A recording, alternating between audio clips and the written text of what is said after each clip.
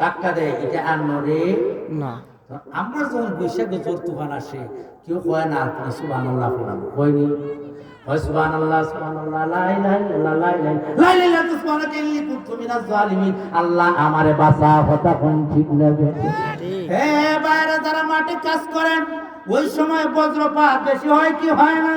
আবার রে আউযু বিল্লাহ কইরো, লা হাওলা ওয়ালা কুওয়াতা ইল্লা বিল্লাহি আলিল আযীম কইরো। যদি আতল করতে জানা থাকে ইশারবদ্ধ কইরো।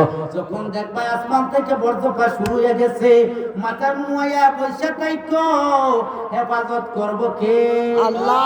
আর কও না কে? আল্লাহ। তিন বন্ধু এবার ডাক দিয়ে কয় আল্লাহ, ও আমার আল্লাহ, আমরা তো বাঁচার জন্য ঢুকছিলাম গো আল্লাহ, এবার জিন্দা অবস্থায় আমরা মৃত হয়ে যাইব। এই পাহাড় থেকে এত বড় পাথর আইসা আটকা পড়ছে, আমরা কই যাইয়া আমরা জীবনটার রক্ষা করব গো আল্লাহ। এবার এক বন্ধু আর এক বন্ধুরে ডাক দেয়, বন্ধুরে ও তোর জীবনে এমন কোন নেক আমল আছে কিনা স্মরণ কর, এমন কোন ভালো কাজ আছে কিনা স্মরণ কর। এই কাজ স্মরণ করলে রে আমার আল্লাহ আজকের বিপদ থেকে বাঁচাইয়া দিব।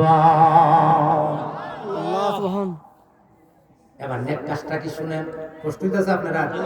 আলোচনা আরেকটু আগে তো নি। জি, আল্লাহু আকবার বলেন। আরো জোরে বলেন আল্লাহ।